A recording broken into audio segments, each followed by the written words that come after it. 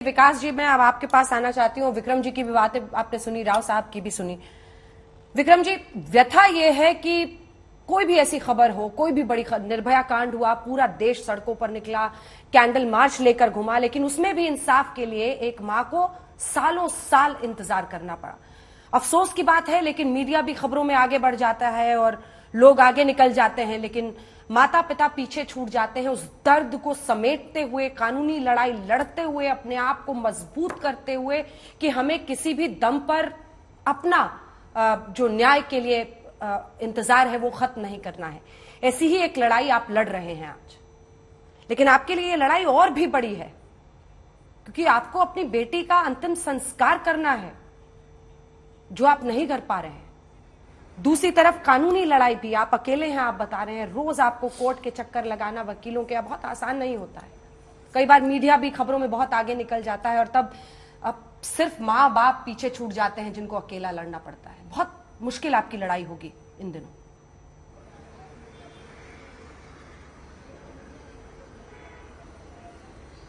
जी, मुझे तो यही लग रहा है कि अभी मैं अकेला कैसे ये कर पाऊंगा। ये अगर आप के माध्यम से मैं कहना चाहता हूँ कि इसका फैसला जल्दी से जल्दी आने की मैं कोशिश कर रहा हूँ। तो मैं सरकार से भी ये विनती करता हूँ कि इसका फैसला जल्दी से जल्दी सुनाया जाए। जो आपने पहले भी बताया, आपके वकीलों के जरिए बातचीत हो रही है और वो कह रहे हैं कि अभी मामला सामने आएगा, आपका भी स्टेटमेंट होना है, चार्जशीट दाखिल होने के बाद भी एक लंबी प्रक्रिया है जिसके लिए आपको तैयारी करनी है। लेकिन आप बार बार कह रहे हैं कि अंतिम संस्कार का आपको मौका मिले, तो उस बारे में एक बार फिर से आप कुछ कहना चाहेंगे, ताकि कम से कम उन लोगों तक ये आवाज आपकी पहुंचे जो इस पर निर्णायक साबित हो सकते हैं, जो ये तय कर सकते हैं कि एक पिता को ये जो उसका हक है वो मिले या नहीं मिले। उनसे क्या कहना चाहेंगे आप आज तक के माध्यम से? मैं आपके आज तक के माध्यम से यही कहना चाहता हूँ कि अगर बात सरकार सुने, कानूनी प्रक्रिया से जो कि मुझे मिलना चाहिए वो मिले जल्दी से जल्दी, और मैं ये अगले महीने तक इसका अंतिम संस्कार कर पाऊँ।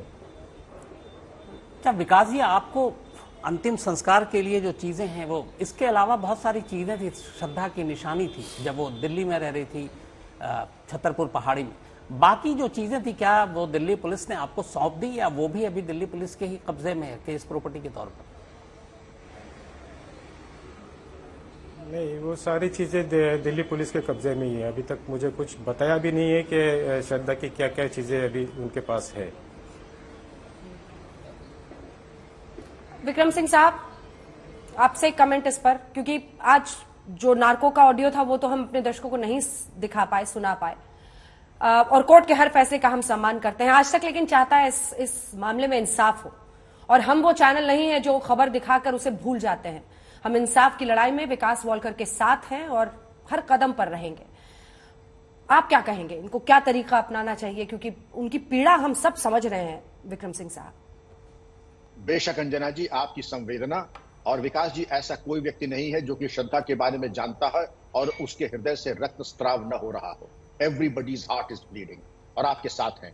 मेरे दो परामर्श आपको होंगे। अभी मैंने अपने स्रोतों से पता लगाया है, दिल्ली पुलिस ने कमर कस रखी है आफ्ताब को सजा दिलाने की। वो कोई भी चांस नहीं ले रहे हैं, और इस प्रक्रिया में भी ये बताया जाता है, मैं कोट नहीं कर सकता, ये बताया जाता है कि कहीं किसी भी कारण ऐसा न हो कि आफ्ताब को कोई लाभ मिल जाए, इसलिए उन्होंने ये प्रक्रिया अपनाई, जिसके लिए मैं समझता हूं कि मैं दिल्ली पुलिस को किसी भी तरीके का इसमें दोष नहीं दूंगा, न उंगली उठाऊंगा, क्योंकि आफ्ताब के भागने के रास्ते सब बंद होने चाहिए, उसको सजाए मौत मिलनी चाहिए। ये ठीक है कि हमें कुछ निराशा हुई कि हमें ऑडियो सुनने को नहीं मिला, हमें निराशा ये हुई कि शायद कोई ऐसी चीज मिल जाती, लेकिन मेरा परामर्श विकास जी को ये होगा कि इसके पहले भी इस देश में कही है कि 30 वर्किंग डेज में और 21 वर्किंग डेज में फांसी और सजाए, आजीवन कारावास की सजाएं मिल चुकी है। मेरा एक परामर्श और होगा कि फास्ट ट्रैक कोर्ट में अपने मुकदमे को डलवाने के बारे में हम कार्रवाई करें, और वो संभव है और डूएबल है, और मैं जानता हूं कि ये संभव है। और आपका केस तो वो है, ऐसा कोई व्यक्ति ढूंढना असंभव है जो कि आफ्ताब के साथ संवेदना व्यक्त कर रहा हो और आपके साथ संवेदना न हो। आप एप्लीकेशन मूव करें, मैं जानता हूं बहुत मेरिट है आपके एप्लीकेशन में, और फास्ट ट्रैक को आने के बाद ये प्रक्रिया हो सकता है कंडेंस हो जाए, मुझे पूरी आशा है। विकास जी, आप उनसे कुछ कहना चाहेंगे? जी शुक्रिया। नहीं जी शुक्रिया आपके।